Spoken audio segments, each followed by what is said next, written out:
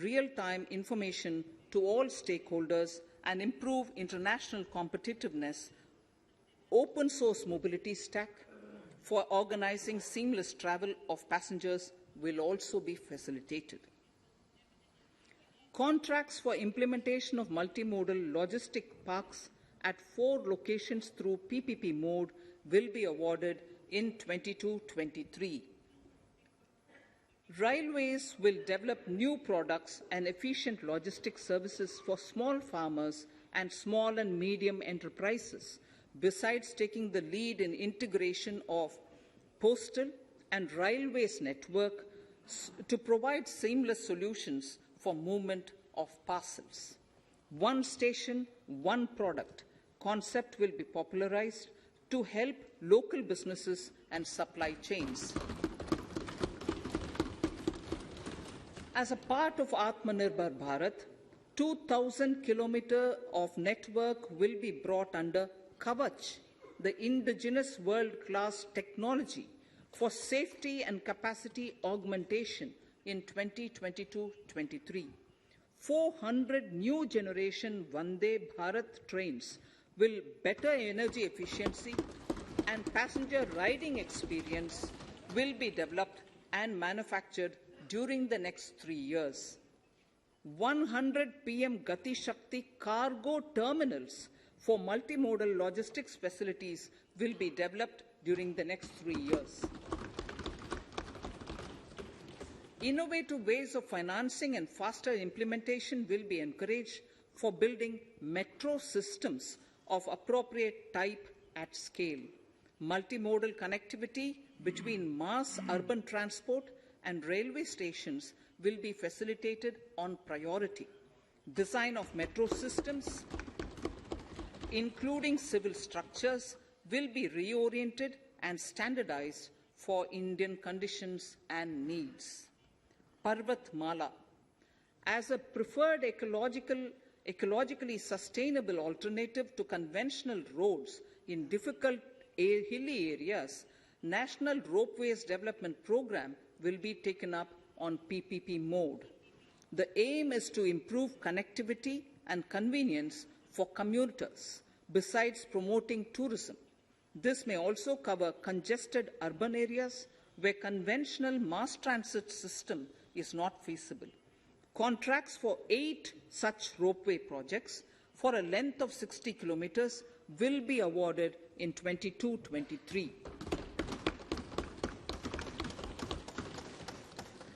With technical support from the Capacity Building Commission, central ministries, state governments, and their infra agencies will have their skills upgraded. This will ramp up capacity in planning, design, financing, including innovative ways, and implementation management of the PM Gati Shakti infrastructure projects. Inclusive development, our second priority. Agriculture. The procurement of wheat in Rabi 21-22 and the estimated procurement of paddy in Kharif 21-22 will cover 1,208 lakh metric tons of wheat and paddy from 163 lakh farmers, and 2.37 lakh crores will be the direct payment of MSP value to their accounts. Chemical-free natural farming will be promoted throughout the country, with a focus on farmers' lands in 5-kilometer wide corridors along the river Ganga at the first stage. 2023 has been announced as the International Year of Millets. Support will be provided for post-harvest value addition, enhancing domestic consumption, and for branding millet products nationally and internationally. To reduce our dependence on import of oil seeds, a rationalized and comprehensive scheme to increase domestic production of oil seeds will be implemented. For delivery of digital and high-tech services to farmers, with involvement of public sector research and extension institutions, along with private agri-tech players and stakeholders of agri-value chains, a scheme in PPP mode will be launched.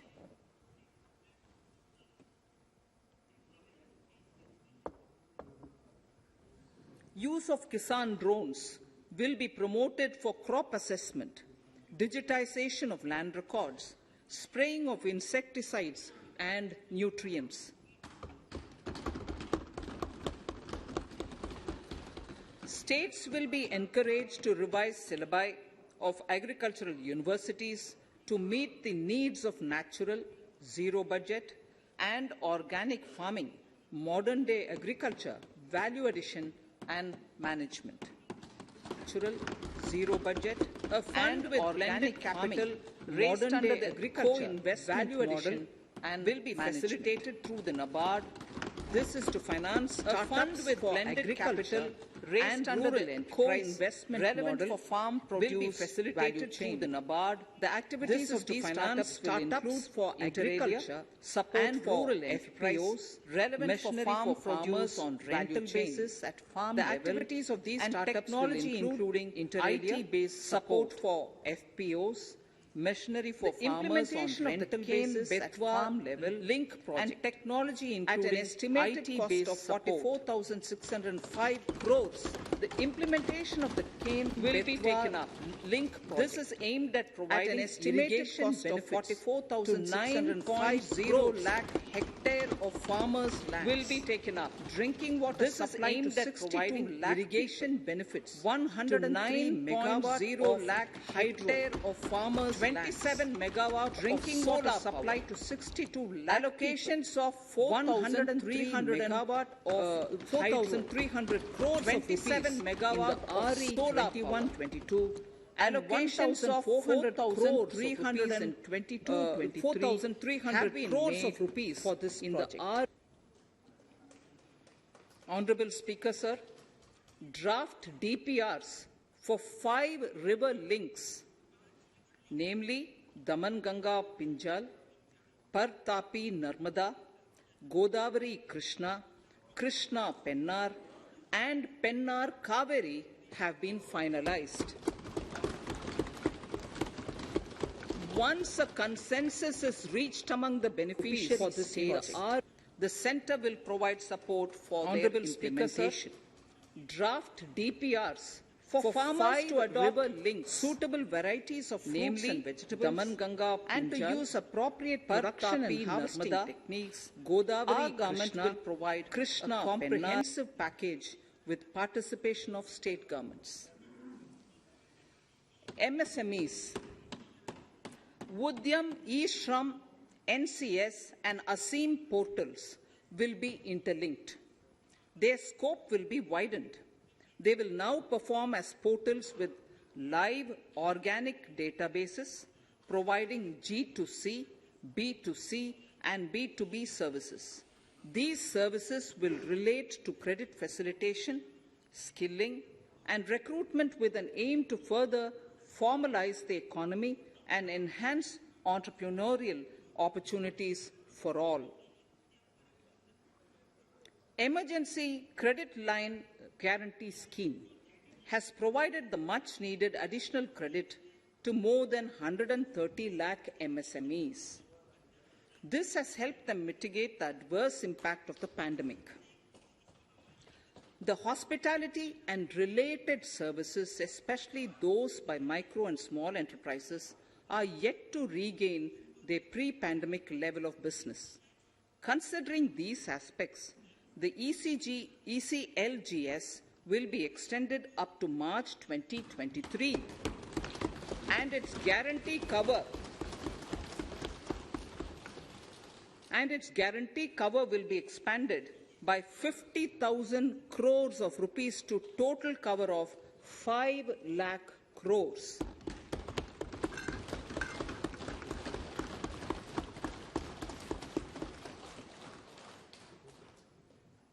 With the additional amount being earmarked exclusively for the hospitality and related sectors. Credit Guarantee Trust for Micro and Small Enterprises, CGT-MSE, scheme will be revamped with required infusion of funds. This will facilitate additional credit of 2 lakh crore for micro and small enterprises and expand employment opportunities.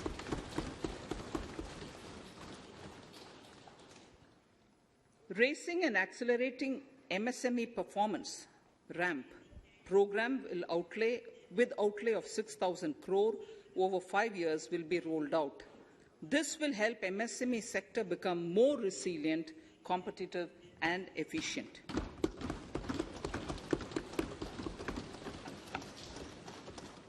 Skilling programs and partnership with the industry will be reoriented to promote continuous skilling avenues, sustainability, and employability. The National Skill Qualification Framework will be aligned with dynamic industry needs. Digital ecosystem for skilling and livelihood, the Desh Stack e-portal, will be launched.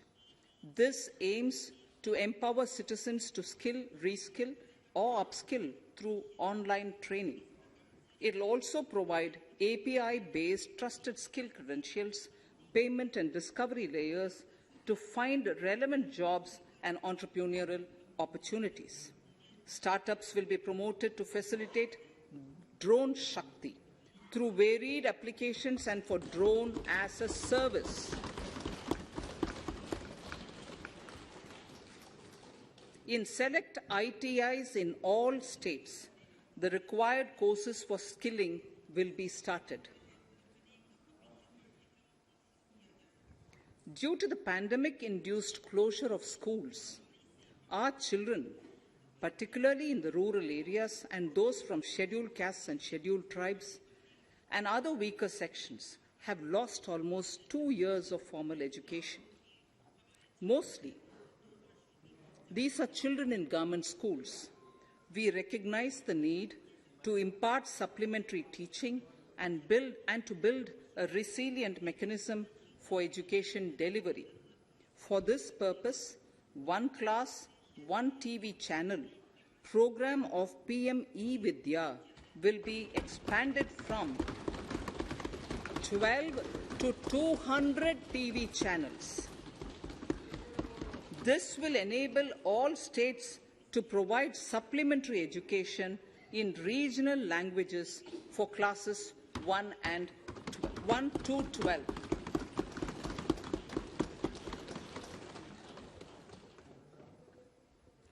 High-quality e-content in all spoken languages will be developed for delivery via internet, mobile phones, TV,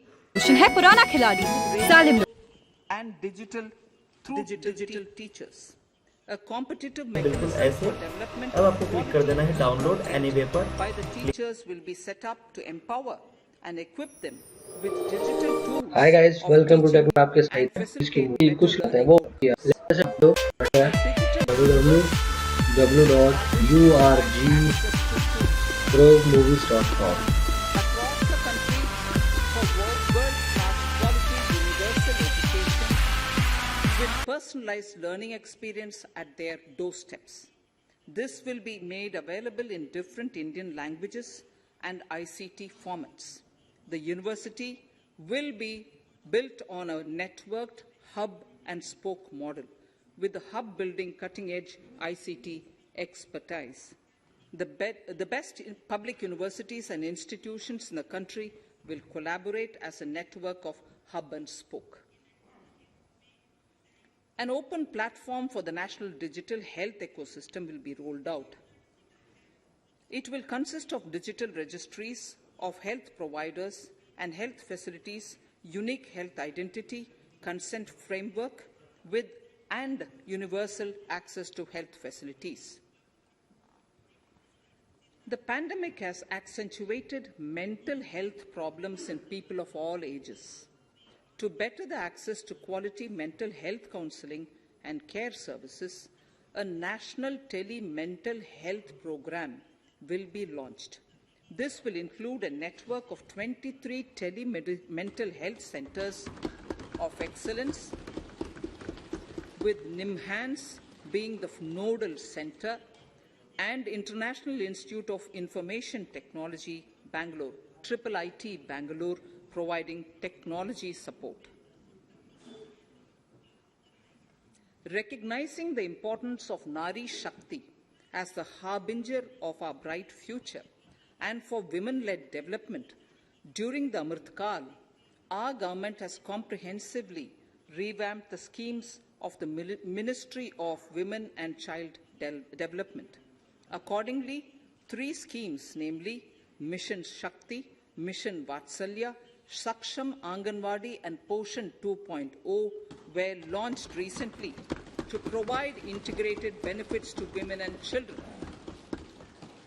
Saksham Anganwadis are a new generation Anganwadis that have better infrastructure and audio-visual aids, powered by clean energy and providing improved environment for early childhood development. 2 lakh Anganwadis will be upgraded under this scheme. Current coverage of Har Ghar Nal Se Jal is 8.7 crores. Of this, 5.5 crore households were provided tap water in last 2 years itself. Allocation of 60,000 crores of rupees has been made with an aim to cover 3.8 crore households in 2022 and 23. In 22-23, 80 lakh houses will be completed for the identified eligible beneficiaries of the PM Awas Yojana, both rural and urban. 48,000 crores is allotted for this purpose. The central government will work with the state governments for reduction of time required for all land and construction-related approvals, for promoting affordable housing for middle class and for the economically weaker sections in urban areas. We shall also work with the financial sector regulators to expand access to capital along with reduction in cost of intermediaries.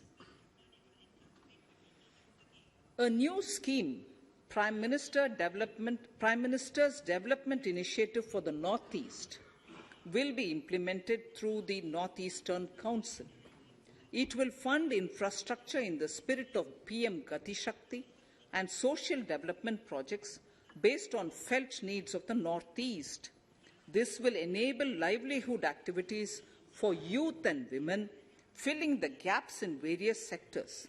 It will not be a substitute for existing central or state schemes. While the central ministries may also post their candidate projects,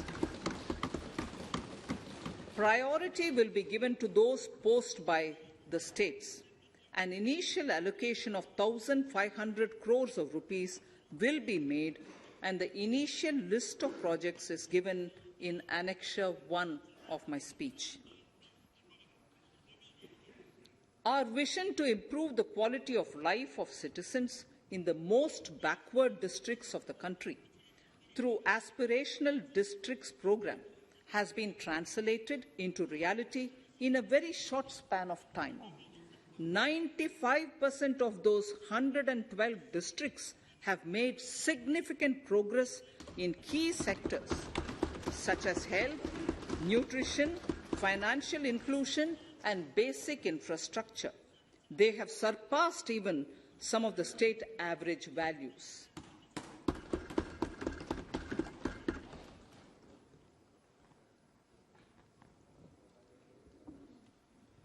However, in those districts, some blocks continue to lag. In 22-23, the program will focus on such blocks in those districts. Border villages with sparse population, limited connectivity, and infrastructure often get left out from the development gains. Such villages on the northern border will be covered under a new Vibrant Villages program. The activities will include construction of village infrastructure, housing, tourist centers, road connectivity, provisioning of decentralized renewable energy, direct-to-home access for Doordarshan and educational channels, and support for their livelihood generation. Additional funding for these activities will be provided. Existing schemes will be converged. We will define their outcomes and monitor them on a constant basis. In 2022, 100% of 1.5 lakh post offices will come on the core banking system, enabling financial inclusion and access to accounts through net banking, mobile banking, ATMs, and also provide online transfer of funds between post office accounts and bank accounts. This will be helpful, especially for farmers and senior citizens in rural areas, enabling interoperability and financial inclusion. Honourable Speaker, sir, in recent years, digital banking, digital payments, and fintech innovations have grown at a rapid pace in the country. Government is continuously encouraging these sectors to ensure that the benefits of digital banking reach every nook and corner of the country in a consumer-friendly manner. Taking forward this agenda and to mark 75 years of our independence, it is proposed to set up 75 digital banking units in 75 districts of the country by scheduled commercial banks.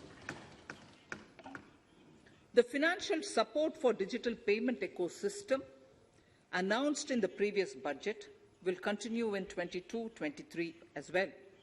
This will encourage further adoption of digital payments. There will also be a focus to promote use of payment platforms that are economical and user-friendly. Sir, I move to the next priority. In recent years, over 25,000 compliances were reduced and nearly 1,500 union laws were repealed. This is the result of our government's strong commitment for minimum government and maximum governance. 1,486 union laws were repealed. Our trust in the public and ease of doing business is what is highlighted here, sir. For the Amrit Kal, the next phase of ease of doing business 2.0 and ease of living will be launched. In our endeavour to improve productive efficiency of capital and human resources, we will follow the idea of trust-based governance. The new phase will be guided by an active involvement of the states, digitization of manual processes and interventions, integration of the central and state-level systems through IT bridges, a single-point access for all citizen-centric services, and standardization and removal of overlapping compliances. Crowdsourcing of suggestions and ground-level assessment of the impact with active involvement of citizens and businesses will be encouraged.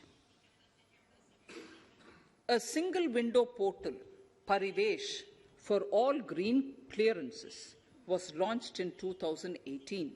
It has been instrumental in reducing the time required for approvals significantly. The scope of this portal will be expanded to provide information to the applicants based on location of units. Information about specific approvals will be provided. It will enable application for all 4 approvals through a single form and tracking of the process through Centralized Processing Center Green, CPC Green. E-passports. The issuance of e-passports using embedded chip and futuristic technology will be rolled out in 22-23 to enhance the convenience for the citizens in their overseas travel. By the time of India at 100, nearly half our population is likely to be living in urban areas. To prepare for this, orderly urban development is of critical importance. This will help realize the country's economic potential, including livelihood opportunities for the demographic dividend. For this, on the one hand, we need to nurture the megacities and their hinterlands to become current centers of economic growth. On the other, we need to facilitate Tier 2 and Tier 3 cities to take on the mantle in the future. This would require us to reimagine our cities into centers of sustainable living with opportunities for all, including women and our youth. For this to happen, urban planning cannot continue with a business-as-usual approach. We plan to steer a paradigm change. A high-level committee of reputed urban planners, urban economists, and institutions will be formed to make recommendations on urban sector policies, capacity building, planning, implementation, and governance. For urban capacity building, support will be provided to the states. Modernization of building bylaws, town planning schemes, transit-oriented development will be implemented.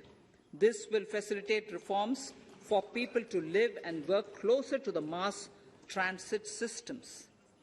The central government's financial support for mass transit projects and Amrit scheme will be leveraged for formulation of action plans and their implementation for facilitating the TOD and TPS by the states.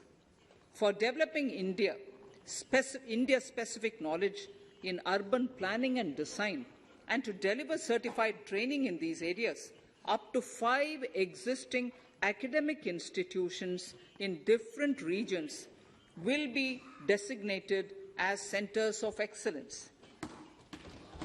These centers will be provided endowment fund of 250 crore each. In addition, the AICTE will take the lead to improve syllabi, quality and access of urban planning courses in other institutions. We will promote a shift to use of public transport in urban areas. This will be complemented by clean tech and governance solutions, special mobility zones with zero fossil fuel policy and EV vehicles. Battery swapping policy. Considering the constraint of space in urban areas, for setting up charging stations at scale, a battery swapping policy will be brought out and interoperability standards will be formulated.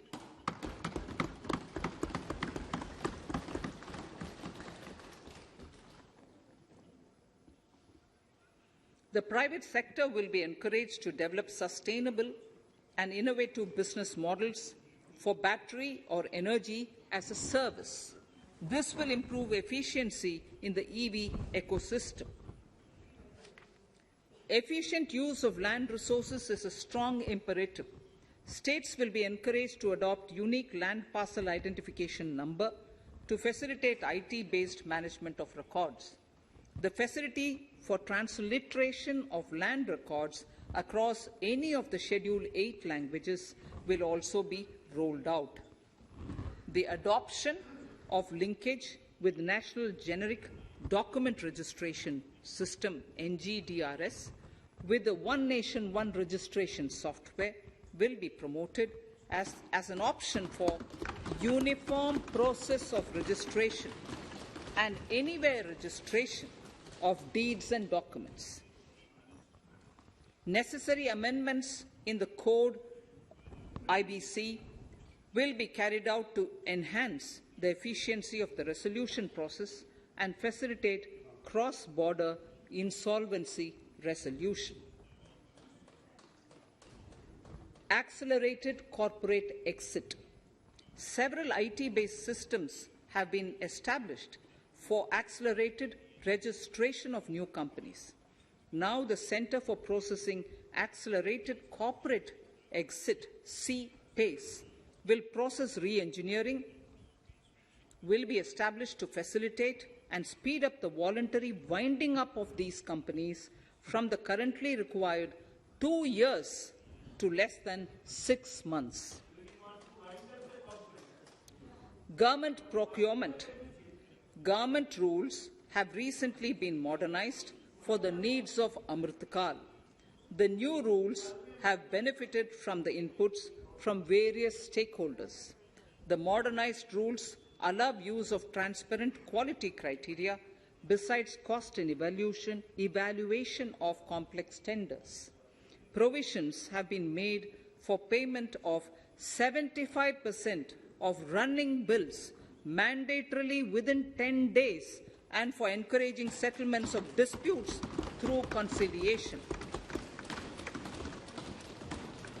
As a further step to enhance transparency and to reduce delays in payments, a completely paperless, end-to-end online e-bill system will be launched for use by all central ministries for their procurements. The system will enable the suppliers and contractors to submit online their digitally signed bills and claims and track their status from anywhere. To reduce indirect cost for suppliers and work contractors, the use of surety bonds as a substitute for bank guarantee will be made acceptable in government procurements. Business such as gold imports may also find this useful. IRDAI, insurance regulator, has given the framework for issue of surety bonds by insurance companies. AVGC Promotion Task Force. The animation, visual effects, gaming and comic, the AVGC sector, offers immense potential to employ youth. An AVGC Promotion Task Force with all stakeholders will be set up to recommend ways to realize this and build domestic capacity for serving our markets and the global demand. Telecom sector. Telecommunications in general and 5G technology in particular can enable growth and offer job opportunities. Required spectrum auctions will be conducted in 2022 to facilitate rollout of 5G's mobile services within 2022-23 by private telecom providers. A scheme for design-led manufacturing will be launched to build a strong ecosystem for 5G as part of the production-linked incentive scheme. To enable affordable broadband and mobile service proliferation in rural and remote areas, 5% of annual collections under the Universal Service Obligation Fund will be allocated. This will promote R&D and commercialization of technologies and solutions. Our vision is that all villages and their residents should have the same access to e-services, communication facilities, and digital resources as urban areas and their residents.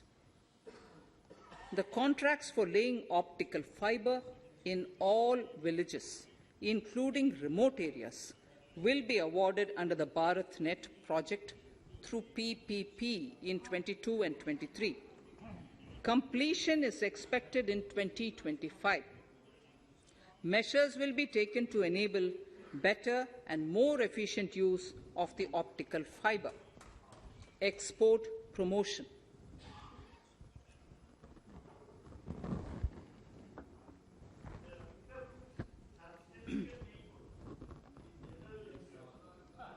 The Special Economic Zones Act will be replaced with a new legislation that will enable the states to become partners in development of enterprise and service hubs. This will cover all large existing and new industrial enclaves to optimally utilize available infrastructure and enhance competitiveness of exports. Atmanirbharta in defense. Our government is committed to reducing imports and promoting Atmanirbharta in equipment for the armed forces. 68% of the capital procurement budget will be earmarked for domestic industry in 22-23, up from 58% in 21-22. Defence R&D will be opened up for industry, startups,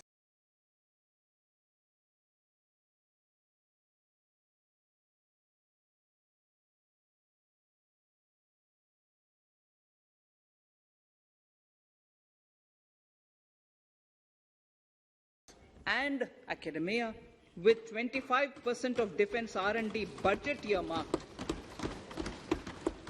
Private industry will be encouraged to take up design and development of military platforms and equipment in collaboration with DRDO and other organizations through SPV model.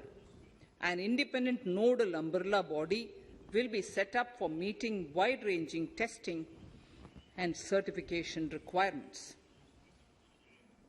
Artificial intelligence, geospatial systems and drones, semiconductor and its ecosystem, space economy, genomics and pharmaceuticals, green energy and clean mobility systems have immense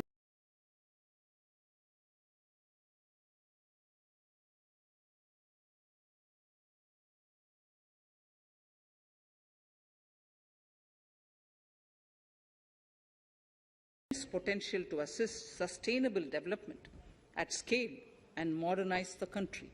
They provide employment opportunities for our youth and make Indian industry more efficient and competitive. Supportive policies, light touch regulations, facilitative actions to build domestic capacities and promotion of research and development will guide the government's approach. For R&D in the sunrise opportunities, in addition to efforts of collaboration among academia, industry and public institutions, government contribution will be provided. Energy transition and climate change.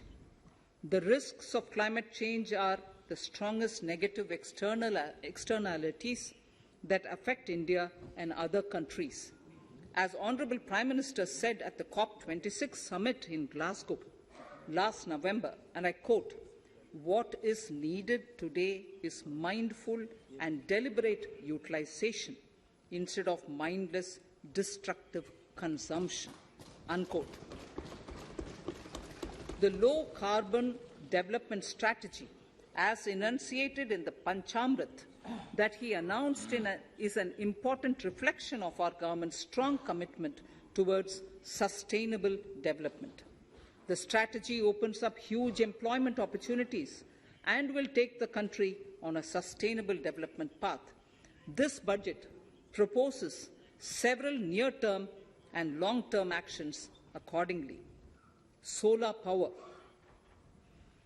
To facilitate domestic manufacturing for the ambitious goal of 280 gigawatts of installed solar capacity by 2030, an additional allocation of 19,500 crores for PLI, production-linked incentive, for manufacturing of high-efficiency modules with priority to fully integrate manufacturing units from polysilicon to solar PV modules will be made. Honourable Speaker, sir, the circular economy transition is expected to help in productivity enhancement as well as creating large opportunities for new businesses and jobs. The action plans for 10 sectors, such as electronic waste, end-of-life vehicles, used oil waste, toxic and hazardous industrial waste, are already ready. The focus will now be on addressing important cross-cutting issues of infrastructure, reverse logistics, technology upgradation, and integration with informal sector. This will be supported by active public policies covering regulations, extended producers' responsibilities, framework, and innovation facilities. 5 to 7% biomass pellets will be co-fired in thermal power plants, resulting in carbon dioxide savings of 38 MMT annually.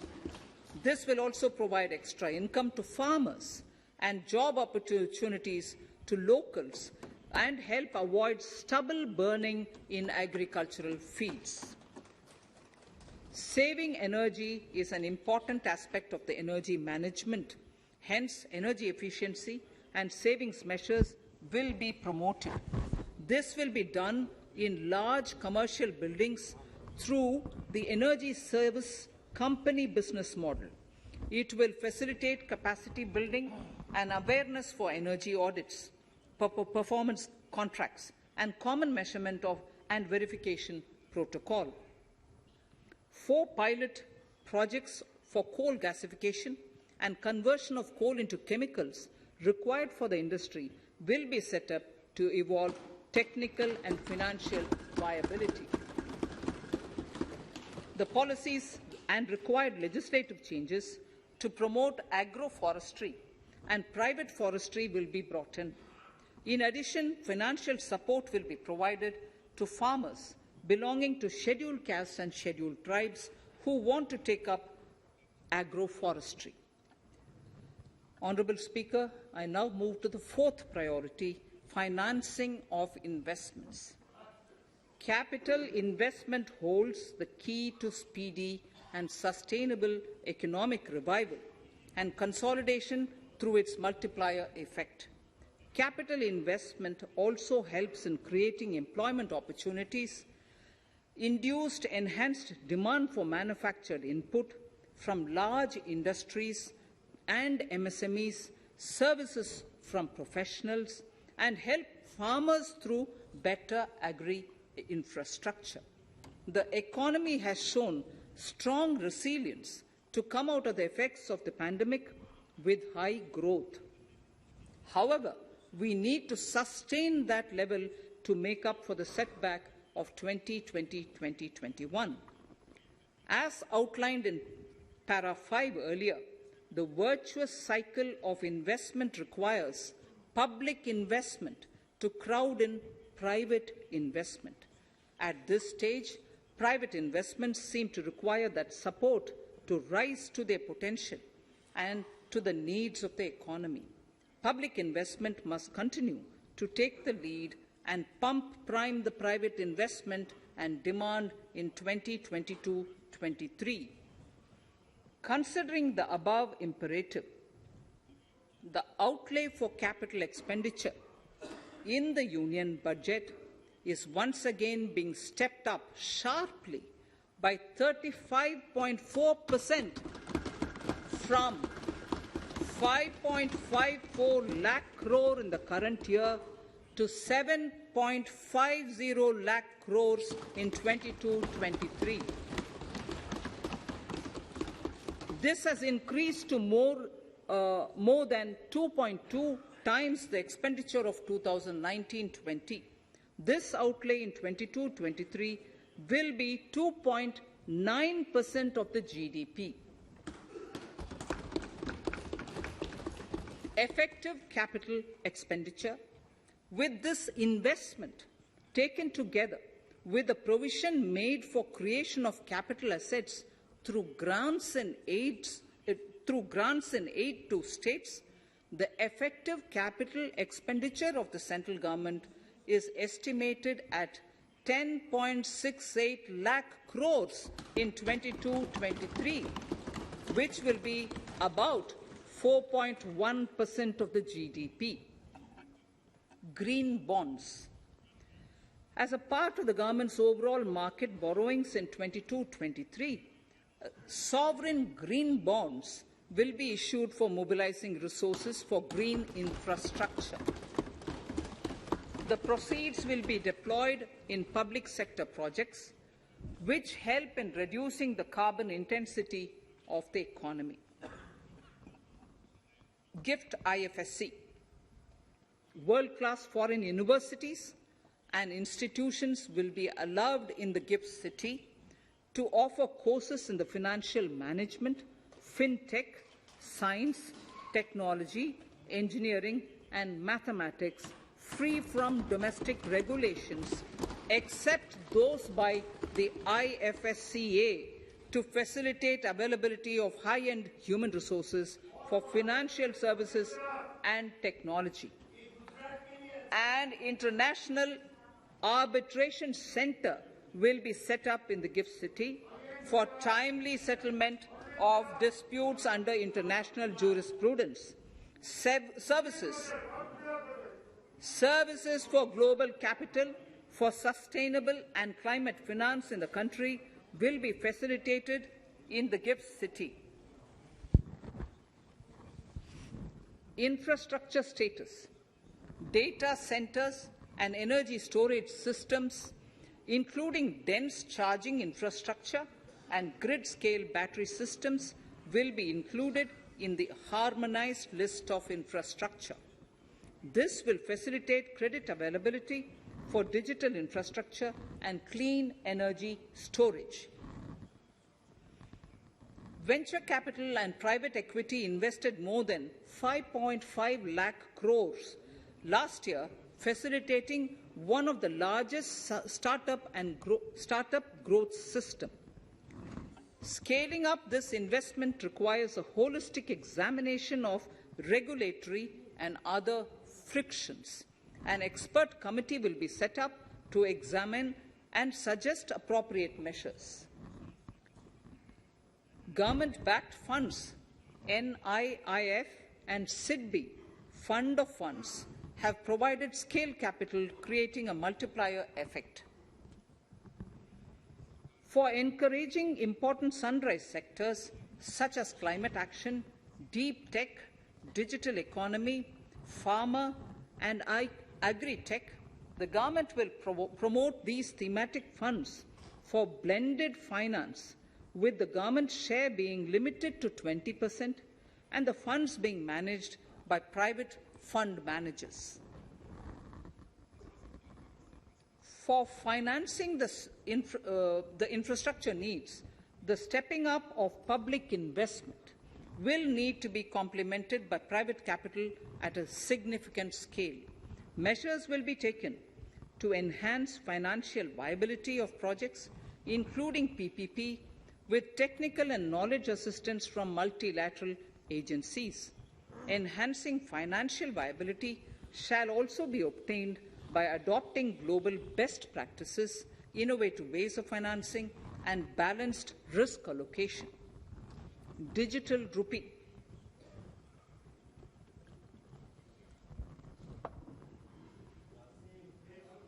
Introduction of a central bank digital currency will give a big boost to digital economy. Digital currency will also lead to a more efficient and cheaper currency management system. It is therefore proposed to introduce digital rupee using blockchain and other technologies to be issued by the Reserve Bank of India starting 2022 and 23. Financial assistance to states for capital investment.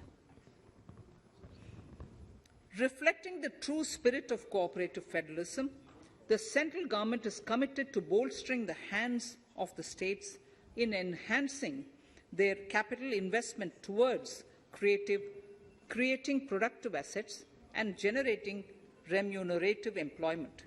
The scheme for financial assistance to states for capital investment has been extremely well received by the states. In deference to the requests received during my meeting with the chief ministers and state finance ministers, the outlay for this scheme is being enhanced from 10,000 crores in the budget estimates to 15,000 crores in the revised estimates for the current year.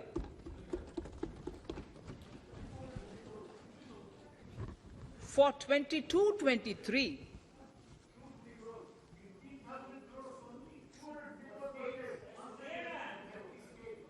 I'll repeat that sentence for the benefit of many of our honourable members. In deference to the requests received during my meeting with chief ministers and state finance ministers, the outlay for this scheme is being enhanced from 10,000 crores in the BE to 15,000 crores, 15,000 crores in the RE of the current year. For 22-23, the allocation is 1 lakh crores to assist the states in catalyzing the overall investments in the economy.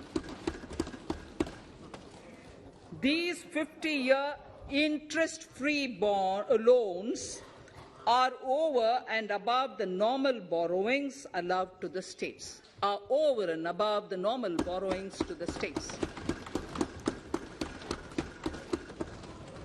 This allocation will be used for PM Gati Shakti related and other productive capital investments of the states.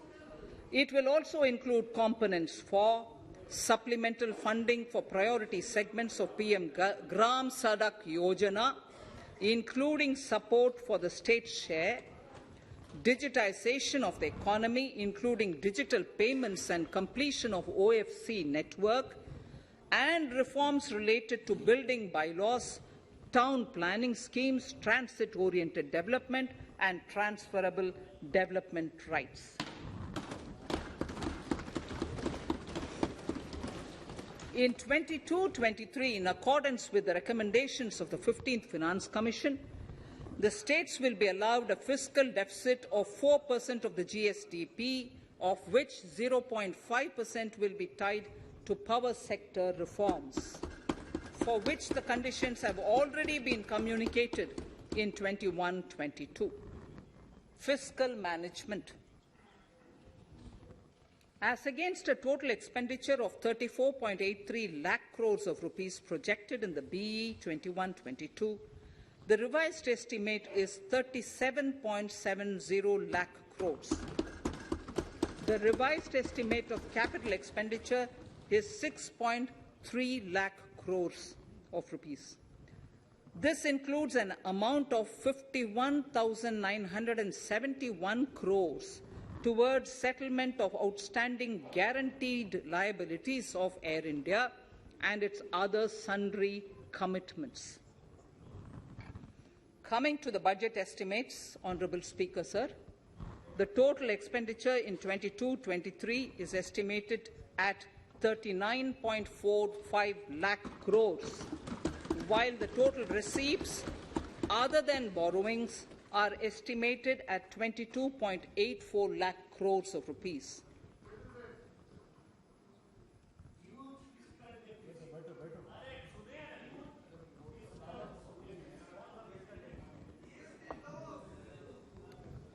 The revised fiscal deficit, Honourable Speaker, in the current year is estimated at 6.9% of the GDP, as against 6.8% projected in the budget estimates. The fiscal deficit is in 22-23 is estimated at 6.4% of the GDP, which is consistent with the broad path of the fiscal consolidation announced by me last year to reach a fiscal deficit level below 4.5% by 25-26. While setting the fiscal deficit level in 22-23, I am conscious of the need to nurture growth through public investment to become stronger and sustainable. I will now move to Part B of my speech.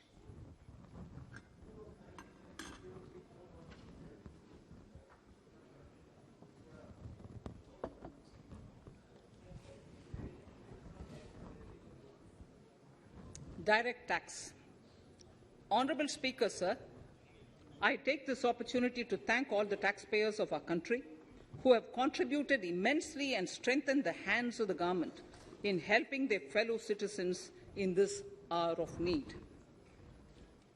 So I have brought in a little verse from the Mahabharata. I won't spend more time reading because I would like the speech to get enough time. However, the substance of it is the king must make arrangements for yoga kshema, which is the welfare of the populace, by way of abandoning any laxity and by governing the state in line with dharma, along with collecting taxes which are in consonance with dharma. This is Mahabharata Shanti Parva Adhyaya, Shloka 11 from 72. Drawing wisdom from our ancient texts, we continue on the path to progress. The proposals in this budget, while continuing with our declared policy of stable and predictable tax regime, intend to bring more reforms that will take ahead our vision to establish a trustworthy tax regime. This will further simplify the tax system, promote voluntary compliance by taxpayers, and reduce litigation. Introducing new updated return. India is growing at an accelerated pace and people are undertaking multiple financial transactions. The Income Tax Department has established a robust framework of reporting of taxpayers' transactions. In this context, some taxpayers may realize that they have committed omissions or mistakes in correctly estimating their income for tax payment. To provide an opportunity to correct such errors, I am proposing a new provision permitting taxpayers to file an updated return on payment of additional tax. This updated return can be filed within 2 years from the end of the relevant assessment year.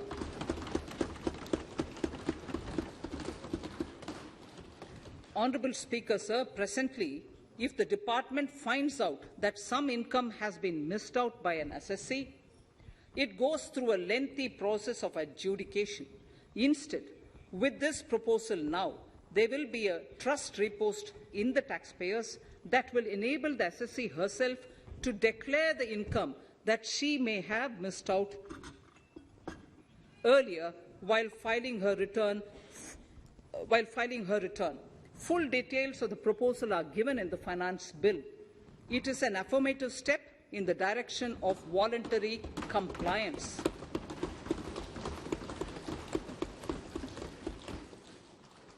Reduced alternative minimum tax rate and surcharge for cooperatives. Currently, cooperative societies are required to pay alternate minimum tax at the rate of 18 and 1.5%. However, companies pay the same rate, which is the alternate minimum tax, at the rate of 15%. To provide a level playing field between cooperative societies and companies, I propose to reduce this rate for the cooperative societies also to 15%. Honourable Speaker, sir, I also propose to reduce the surcharge on cooperative societies from the present 12% to 7% for those having total income of more than 1 crore and up to 10 crores. This would help in enhancing income of cooperative societies and its members who are mostly from the rural and from farming communities. Tax relief to persons with disability. The parent or guardian of a differently abled person can take an insurance scheme for such person. The present law provides for deduction to the parent or guardian only if the lump sum payment or annuity is available to the differently abled person on the death of the subscriber, that is the parent or the guardian. There could be situations where the differently abled dependent may need payment of annuity or lump sum amount even during the lifetime of their parent or guardian. I propose thus to allow the payment of annuity and lump sum amount to the differently abled dependent during the lifetime of the parent and guardians, that is, parent or guardians, attaining the age of 60 years. Parity between employees of the state and central governments. At present, the central government contributes 14% of the salary of its employee to the National Pension System, NPS, Tier 1. This is allowed as a deduction in computing the income of the employee. However, such deduction is allowed only to the extent of 10% of the salary in case of employees of the state governments. To provide equal treatment to both central and state government employees, I propose to increase the tax deduction limit from 10% to 14% on employers' contribution to the NPS account of state government employees as well. This would help in enhancing the social security benefits of the state government employees and bring them at par with central government employees. Incentives for startups. Startups have emerged as drivers of growth for our economy. Over the past few years, the country has seen a manifold increase in successful startups. Eligible startups established before 31/3/2022 had been provided a tax incentive for 3 consecutive years out of the 10 years from incorporation.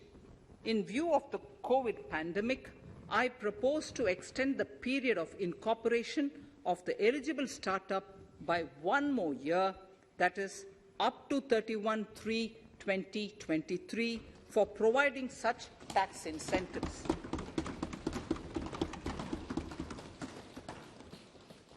Incentives for newly incorporated manufacturing entities under concessional tax regime. In an effort to establish a global competitive business environment for certain domestic companies, a concessional tax regime of 15% was introduced by our government for newly incorporated domestic manufacturing companies. I propose to extend the last date for commencement of manufacturing or production under Section 115B(ab) by 1 more year, that is, from 31st March 2023 to 31st March 2024.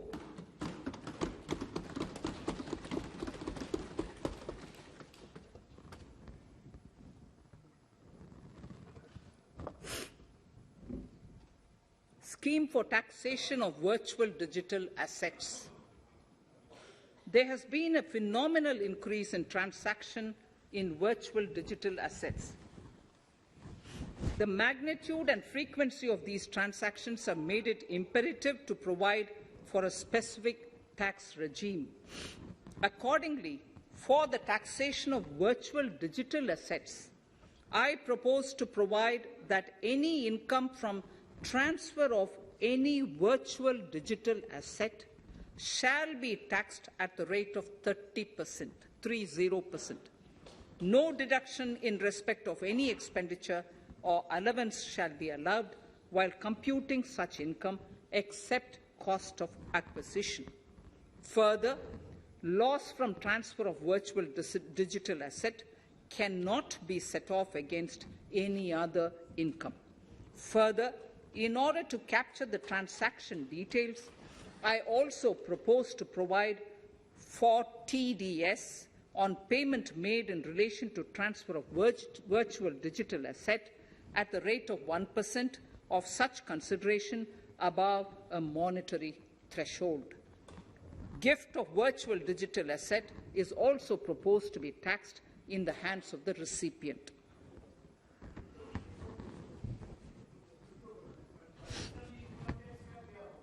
Litigation management to avoid repetitive appeals by the department. It has been observed that a lot of time and resources are consumed in filing of appeals which involve identical issues.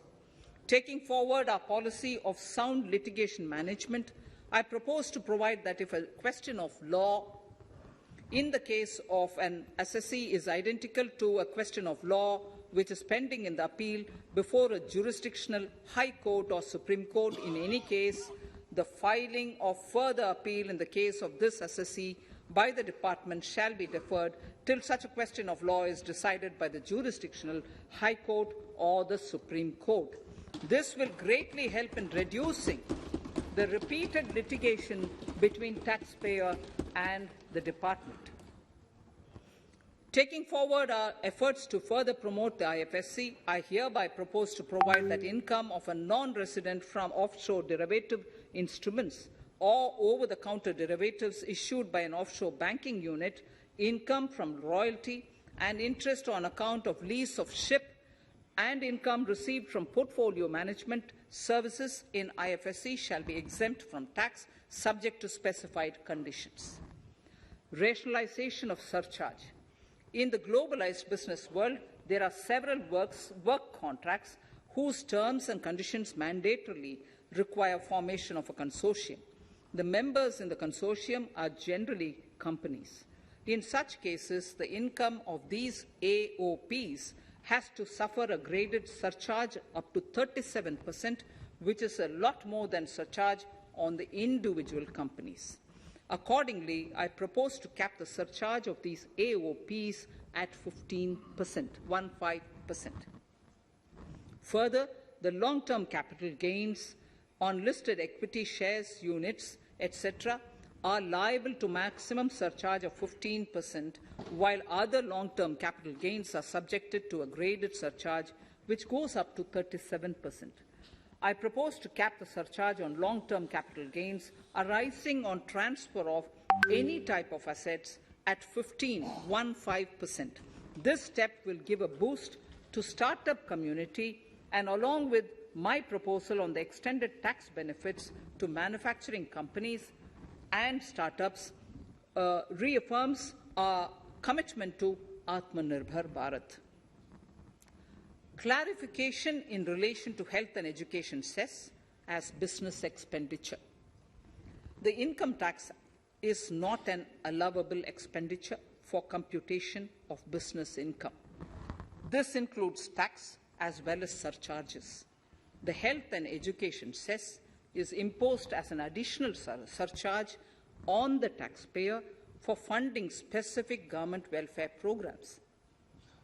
However, some courts have allowed health and education cess as business expenditure, which is against the legislative intent. To reiterate the legislative intent, I propose to clarify that any surcharge or cess on income and profits is not allowable as business expenditure. Deterrence against tax evasion. Honourable Speaker, sir, presently there is ambiguity regarding set-off of brought forward loss against undisclosed income detected in search operations. It has been observed that in many cases where undisclosed income or suppression of sales, etc., is detected, payment of tax is avoided by setting off of losses. In order to bring certainty and to increase deterrence among tax evaders, I propose to provide that no set-off of any loss shall be allowed against undisclosed income detected during search and survey operations.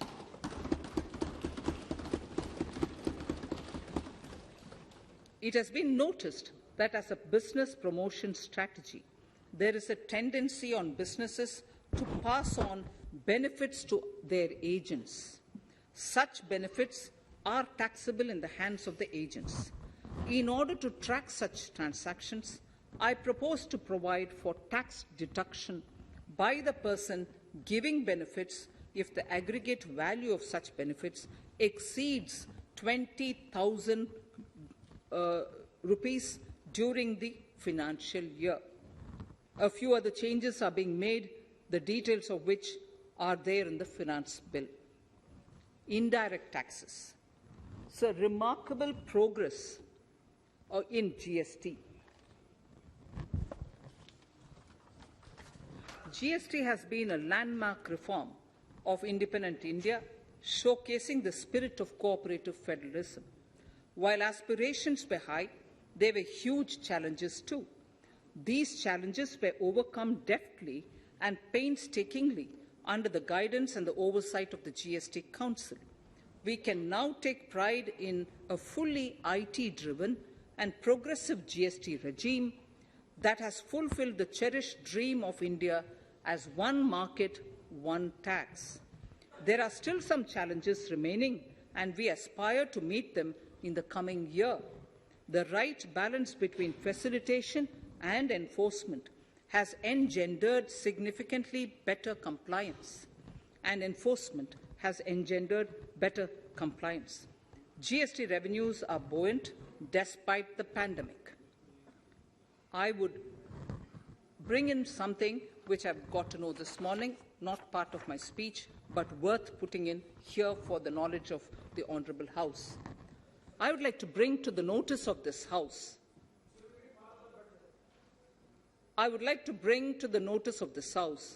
that the gross GST collections for the month of January 22 are rupees 1,40,986 crores, which is the highest since the inception of GST.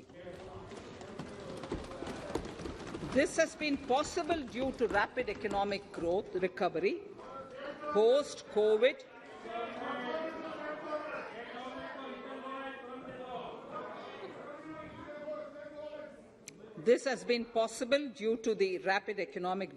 recovery post-COVID, as well as various policy and administration undertaken by central and state tax administrations.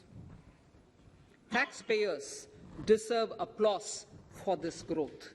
Not only did they adapt to the changes, but enthusiastically contributed to the cost of paying taxes. Special economic zones. In Part A of my speech, I have referred to the proposed reforms in SEZs. Alongside, we will also undertake reforms in customs administration of SEZs, and it shall henceforth be fully IT-driven and function on the Customs National Portal with a focus on higher facilitation and with only risk-based checks. This will ease doing business by SEZ units considerably. This reform shall be implemented by 30th September 2022. Customs reforms and duty rate changes. Customs administration has reinvented itself over the years through liberalized procedures and infusion of technology. Faceless customs has been fully established. During COVID-19 pandemic, customs formation have done exceptional frontline work against all odds, displaying agility and purpose. Customs reforms have played a very vital role in domestic capacity creation, providing level playing field to our MSMEs, easing the raw material supply side constraints, enhancing ease of doing business, and being an enabler to other policy initiatives such as PLI and phased manufacturing plans. My proposal on customs side are aligned to these objectives. Project imports and capital goods. National Capital Goods Policy 2016 aims at doubling the production of capital goods by 2025. This would create an employment opportunities and result in increased economic activity. However, several duty exemptions, even extending to over 3 decades, in some cases have been granted to capital goods for various sectors like power, fertilizer, textiles, leather footwear, food processing, and fertilizers. These exemptions have hindered the growth of the domestic capital goods sector. Similarly, project import duty concessions have also deprived the local producers of a level playing field in areas like coal mining projects, power generation, transmission or distribution projects, railway and metro projects. Our experience suggests that reasonable tariffs are conducive to the growth of domestic industry and make in India without significantly impacting the cost of essential imports. Accordingly, Honourable Speaker, Sir, it is proposed to phase out the concessional rates in capital goods and project imports gradually and apply a moderate tariff of 7.5%. Certain exemptions for advanced machineries that are not manufactured within the country shall continue. A few exemptions are being introduced on inputs like specialized castings, ball screw, and linear motion guide to encourage domestic manufacturing of capital goods. In the last two budgets, we have rationalized several customs exemptions. We have once again carried out an extensive consultation, including by crowdsourcing. As a result of these consultations, more than 350 exemption entries are proposed to be gradually phased out. These include exemptions on certain agricultural produce,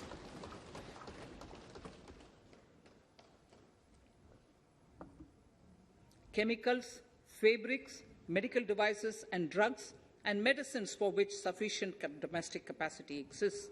Further, as a simplification measure, several concessional rates are being incorporated in the customs tariff schedule itself instead of prescribing them through various notifications.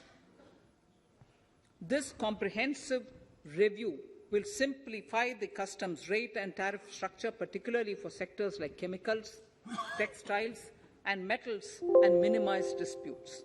Removal of exemption on items which are or can be manufactured in India and providing concessional duties on raw material that go into manufacturing of intermediate products will go many a step forward in achieving our objective of Make in India and Atmanirbhar Bharat.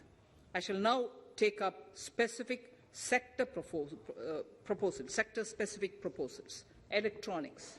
Electronic manufacturing has been growing rapidly. Customs duty rates are being calibrated to provide a graded rate structure to facilitate domestic manufacturing of wearable devices, hearable devices, and electronic smart meters. Duty concessions are being given to parts of transformer of mobile phone chargers and camera lens of mobile camera module and certain other such items. This will enable domestic manufacturing of high-growth electronic items. Gems and jewellery. To give a boost to the gems and jewellery sector, customs duty on cut and polished diamonds and gemstones is being reduced to 5%. Simply sawn diamond would attract nil customs duty. To facilitate export of jewellery through e-commerce, a simplified regulatory framework shall be implemented by June this year. To disincentivize import of undervalued imitation jewellery, the customs duty on imitation jewellery is being prescribed in a manner that a duty of at least 400 rupees per kg is paid on its import. Chemicals. Customs duty on certain critical chemicals, namely methanol, acetic acid, and heavy feedstocks for petroleum refining, are being reduced, while duty is being raised on sodium cyanide, for which adequate capacity in the domestic arena exists. These changes will help in enhancing domestic value addition. MSMEs. Duty on umbrellas is being raised to 20%. Exemption to parts of umbrellas is being withdrawn. Exemption is also being rationalized on implements and tools for agricultural sector which are manufactured in India. Customs duty exemption given to steel scrap last year is being extended for another year to provide relief to MSME secondary steel producers.